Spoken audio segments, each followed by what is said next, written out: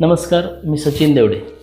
Sachin देवडेज knowledge कट्टा या YouTube चॅनलवरती मी पुन्हा एकदा आपणा सर्वांचं सहर्ष स्वागत करतो. खरं तर या यूट्यूब चॅनलच्या माध्यमातून आजवर आपण भाषण कला क्षेत्रामधले व्हिडिओ आपल्यासमोर घेऊन आलेलो आहे. हा यूट्यूब चॅनल फक्त भाषण कला, सूत्रसंचालन, निवेदन यापुरता मर्यादित न ठेवता वेगवेगळ्या क्षेत्रामध्ये चांगलं काम केलेल्या व्यक्तींची मुलाखती देखील आपण या चॅनलवरती घेणार आहोत.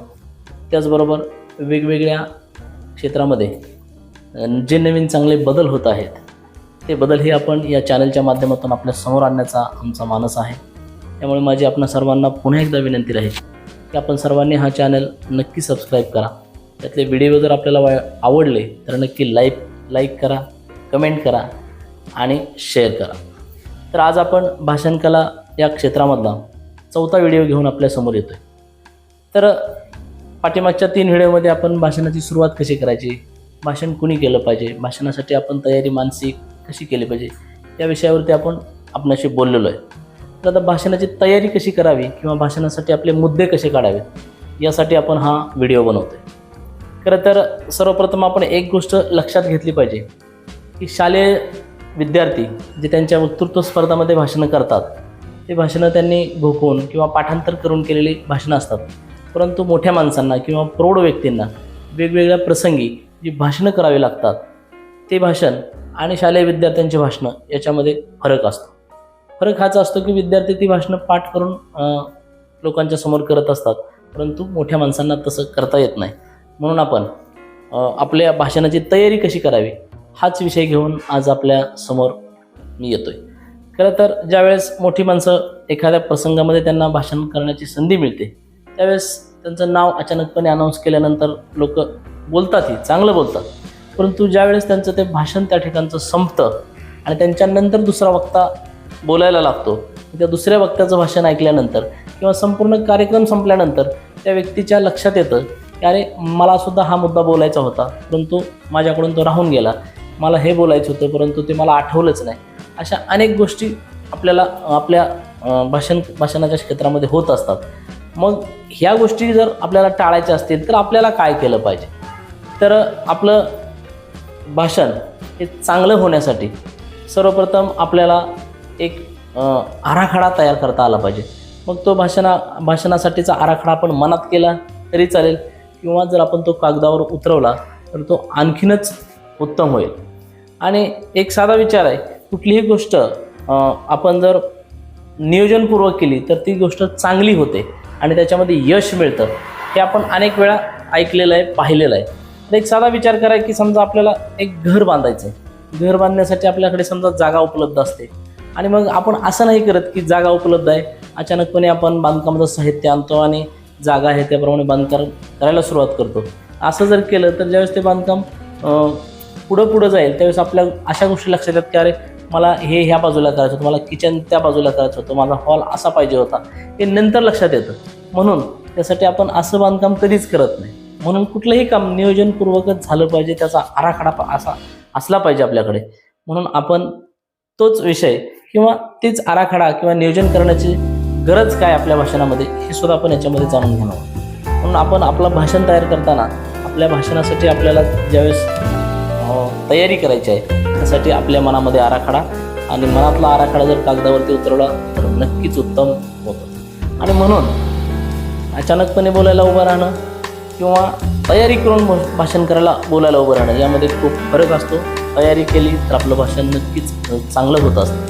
खरं तर सर्वप्रथम एक गोष्ट आपण लक्षात घेतली पाहिजे, शेवटी जर आडात असेल तर पोहऱ्यात येणार आहे.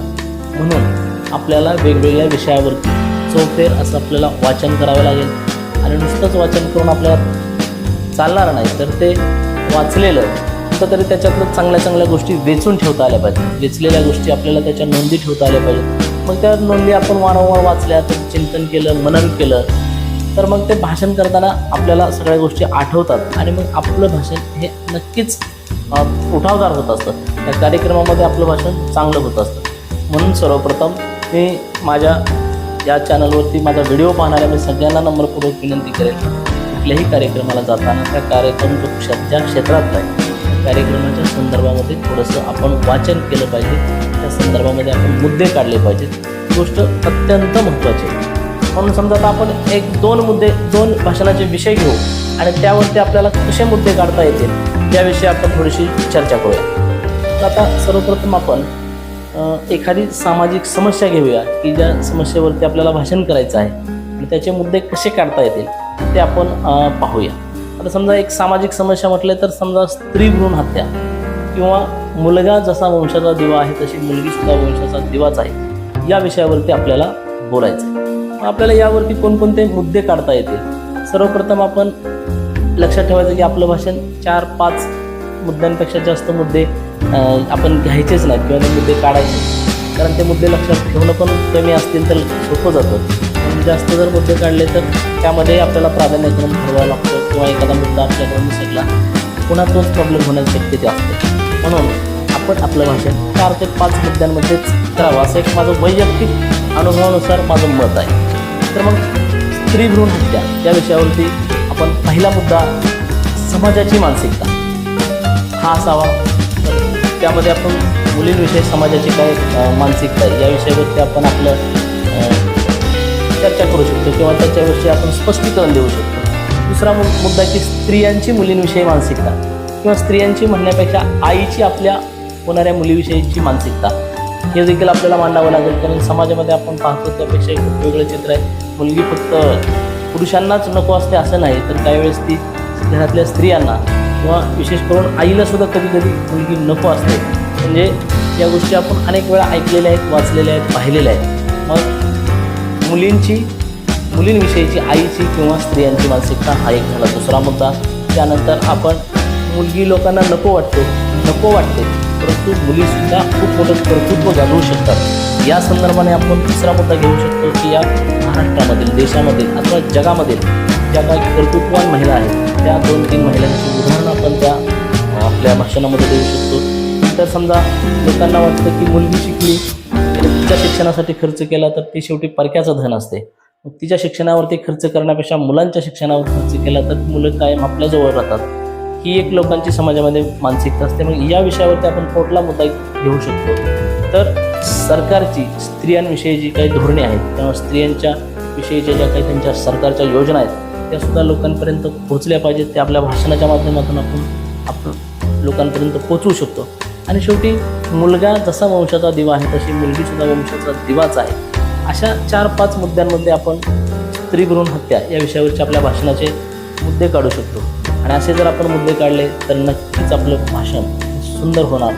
याचा अनुभव तुम्ही ज्यावेळेस तुम्हाला आता इथून पुढे भाषण करण्याची संधी मिळेल त्यावेळेस फक्त तुम्ही आपले मुद्दे काढा. ज्या कार्यक्रमाला जाणार आहात त्या ठिकाणी समजा आपल्याला बोलायला संधी मिळेल अथवा नाही मिळेल परंतु संधी मिळणारच आहे हाच विचार ठेवून तुम्ही त्या ठिकाणी जावा आणि तयारी करून आपण त्या ठिकाणी गेलात तर नक्कीच आपलं भाषण चांगलं होईल.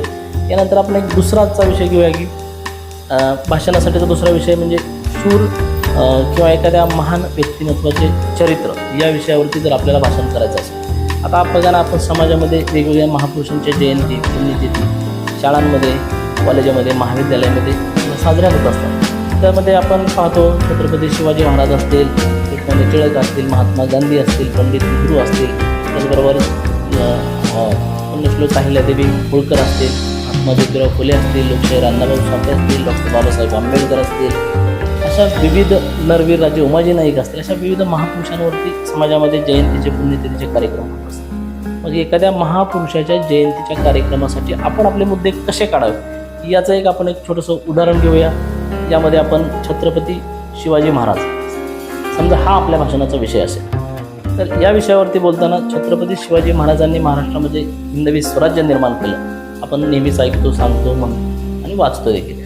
मग आता आपण या भाषणाची सुरुवात करताना सर्वप्रथम आपण शिवजन्मापूर्वीचा महाराष्ट्र, छत्रपती शिवाजी महाराजांच्या पूर्वी हा महाराष्ट्र कसा होता हे लोकांना आपण सांगितले पाहिजे.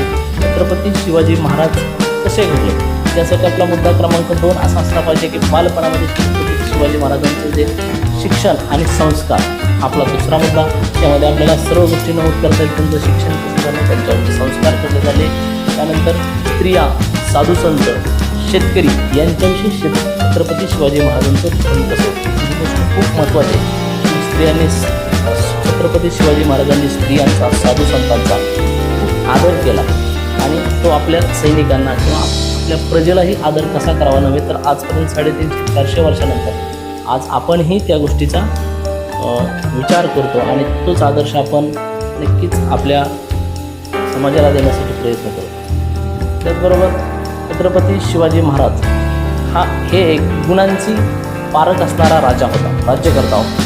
बघा, छत्रपती शिवाजी महाराजांनी त्यांच्या स्वराज्यामध्ये जी माणसं घेतली ती कुणी वशिल्यावरती घेतलं नाही, कोणी नात्यागोत्याचा विचार केला नाही. ज्यांच्याकडे कौशल्य आहेत, ज्यांच्याकडे चांगले गुण आहेत, अशा गुणांची पारख करून छत्रपती शिवाजी महाराजांनी आपल्याबरोबर माणसं घेतली. त्यामध्ये आपल्याला आपल्या हेर खात्याचे प्रमुख हेरजी नाईकांचं उदाहरण देता येईल. त्याचबरोबर नरवीर तानाजी मालुसरे असतील, कितीतरी असे कृष्णाजी कावजी कोंडाळकर असेल, अशा अनेक छत्रपती शिवरायांच्या सहकाऱ्यांची आपल्याला उदाहरणं त्या ठिकाणी देता येतील. त्यानंतर आपला 5वा मुद्दा असा असेल की छत्रपती शिवाजी महाराजांचं राज्य, स्वराज्य हे लोकांना आपलं का वाटत होतं, ही सुद्धा गोष्ट आपल्याला प्रामुख्याने आणि प्रकर्षाने त्या ठिकाणी नमूद करावी लागेल. शिवरायांची युद्धनीती, त्यांचं नियोजन कौशल्य, त्यास त्यांचं राजकारण धुरंधरता, या अशा अनेक गुणांचा उहापोह आपल्याला आपल्या भाषणामध्ये करावा लागेल. आणि शेवटचा 6वा मुद्दा आपल्याला असा घ्यावा लागेल की आजच्या राज्यकर्त्यांनी छत्रपती शिवाजी महाराजांचा आदर्श का घेतला पाहिजे. हे जर मुद्दे आपण आपल्या भाषणामध्ये घेतले तर निश्चितपणे आपलं भाषण चांगलं होईल. तर आज आपण आपल्या या भाषण कलेच्या 4थ्या व्हिडिओमध्ये आपल्या भाषणाची तयारी कशी करावी, भाषणाचे मुद्दे कसे काढावेत याविषयी आपण चर्चा केली. येणाऱ्या पुढच्या काळामध्ये आपण भाषणाचा शेवट कसा करावा किंवा भाषणामध्ये वेगवेगळ्या मुद्द्यांचा अंतर्भाव कसा करावा, चालू घडामोडी, समाजामध्ये घडणारे प्रसंग, तसेच आपल्या भाषणामध्ये कधी कधी लोकांना मरगळ आलेले असते, त्या ठिकाणी आपण विनोदांची पेरणी कशी करावी, अशा अनेक गोष्टी आपल्याला पुढच्या व्हिडिओमध्ये आपण शिकणार आहोत. तत्पूर्वी मी आपल्या सर्वांना एक नम्रपूर्वक विनंती करेन की आपण सर्वांनी सचिन देवडेज नॉलेज कट्टा हा यूट्यूब चॅनल नक्की सबस्क्राईब करा. हा व्हिडिओ आवडला तर नक्की लाईक करा, कमेंट करा आणि शेअर करा.